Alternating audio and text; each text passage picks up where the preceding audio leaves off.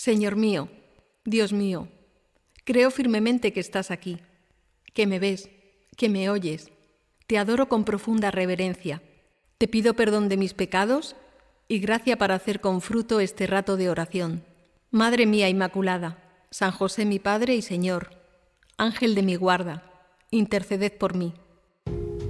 10 minutos con Jesús. El podcast que te ayuda a rezar cada día. Hoy en la iglesia celebramos la fiesta de la presentación del niño Jesús en el templo. Esta presentación, este rescate del niño, es algo que estaba previsto en la ley de Israel y todos los judíos piadosos intentaban cumplir. Y era que 40 días después del nacimiento, pasado el tiempo de la purificación de la madre, tenían que ir al templo a presentar al niño, a rescatarlo. Había que pagar un rescate. Y ese rescate era el recuerdo de ese rescate de los primogénitos del pueblo judío ahí en Egipto. Te sonará, ¿verdad? Pues bien, ahí estaban José y María presentando, rescatando al niño.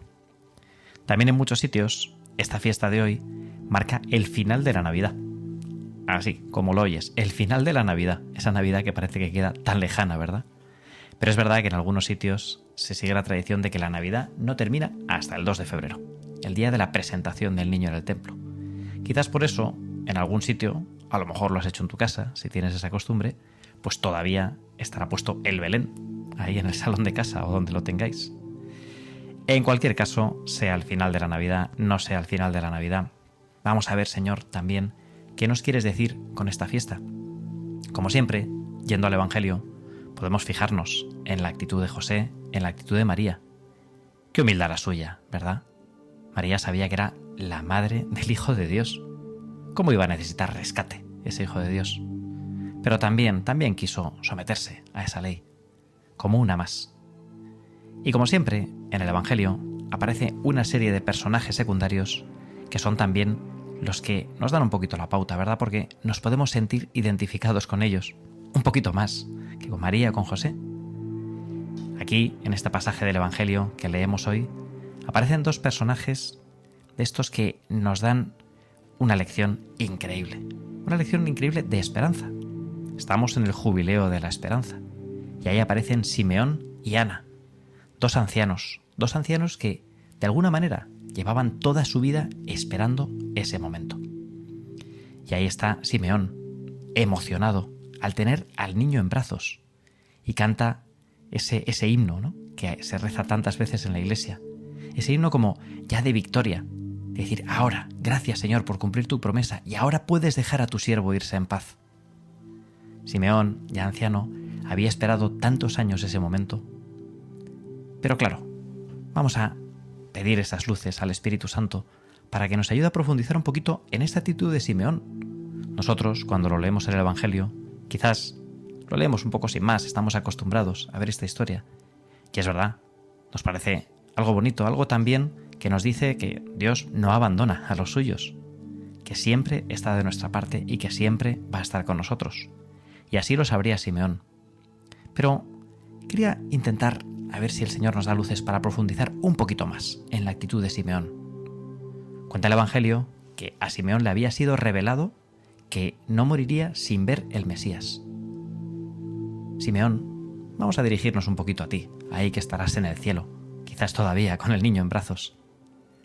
¿Cómo te habrías imaginado ese momento? ¿Qué es lo que te dijo Dios? ¿Cómo te dijo Dios que ibas a tener al Mesías en brazos? ¿Cómo te hizo Dios esa promesa? Y no es una pregunta ociosa, no es una pregunta que sobre, porque tú y yo, nuestras esperanzas que a veces tenemos, son cosas que nos imaginamos de una manera. Cuando imploramos, cuando pedimos a Dios las cosas, nos imaginamos que se realizarán de una manera determinada. Y a lo mejor pedimos por la salud de alguien, pedimos por el trabajo, pedimos para que se arregle una situación, y ahí pues tenemos nuestra imagen de cómo pensamos nosotros que eso se solucionaría, que eso se arreglaría o que eso mejoraría. Y quizás a Simeón le pasaría lo mismo. Habría cometido la audacia de pedírselo a Dios ahí en su oración, que no me muera sin tener en mis brazos al Mesías. ¿Y cómo se habría imaginado Simeón ese momento? Cuentan que hay muchos gurús, muchas personas estos que intentan predecir cómo es el futuro. Así se imaginaría, ¿no?, Simeón, cómo sería el futuro con el Mesías en brazos. Me viene a la cabeza una historia que me contaron hace poco de uno de esos grandes gurús tecnológicos. Nicolás Negroponte se llama.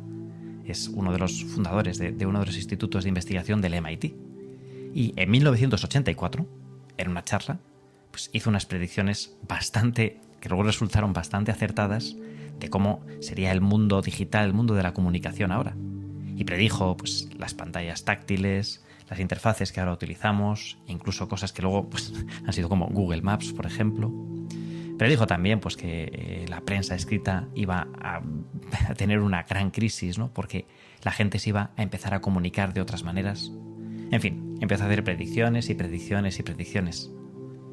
El ejemplo es una tontería, ¿verdad? Pero nos puede servir un poco para el hilo de nuestra oración. Porque, Señor, ahora que intentamos este año meditar un poquito más sobre la virtud de la esperanza, a lo mejor estamos empequeñeciendo un poquito tu acción, porque vamos haciendo nuestras predicciones. Y a lo mejor intentamos meterte en nuestros esquemas, en nuestro bolsillo. Intentamos, Jesús, hacerte pequeñito. Cuando tú haces esas cosas antes, más y mejor.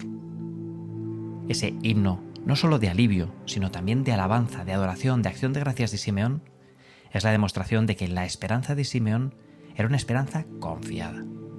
Era una esperanza en ti, no una esperanza en que se iban a solucionar las cosas, en que eso se iba a arreglar. Esperanza en ti. Señor, yo espero en ti. O espero un poco a que las cosas se solucionen a mi manera.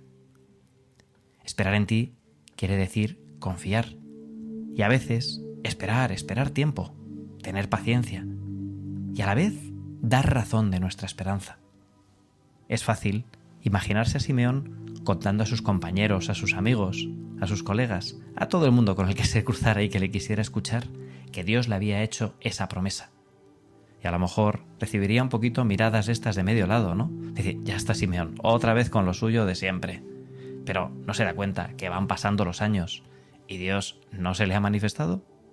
No se da cuenta que a Simeón ya le queda poco tiempo de vida y todavía sigue esperando que va a tener el Mesías en los brazos.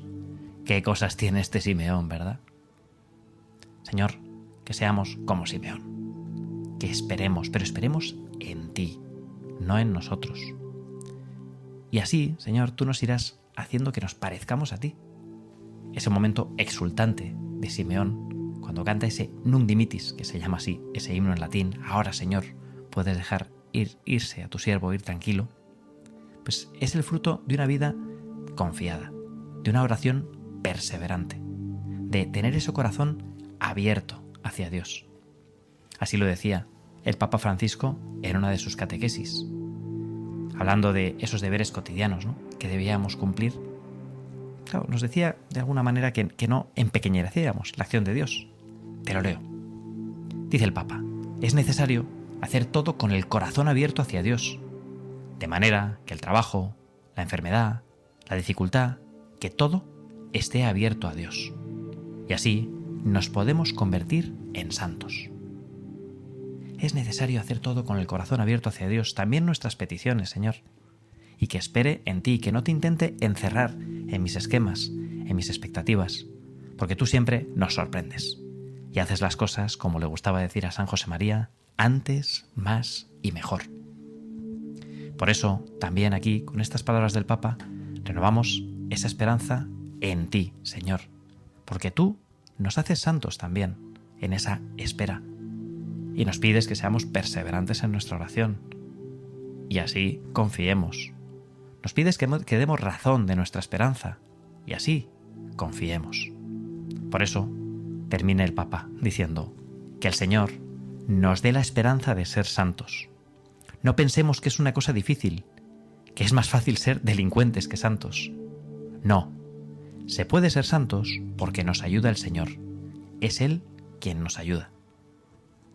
Vamos a pedirle hoy a Simeón y también a Ana, a la pobre no nos ha dado mucho tiempo de mencionarla aquí en este Evangelio, pero su historia sería muy parecida a la de Simeón. Qué dos grandes ejemplos tenemos, ¿verdad? De dos personas santas, que se hicieron santas porque supieron confiar, no porque fueran poderosos, no porque fueran influyentes. Se hicieron santos porque confiaron en ti, Señor. Pues que mi esperanza sea esperanza en ti, que nunca deje de creer, que nunca deje de confiar.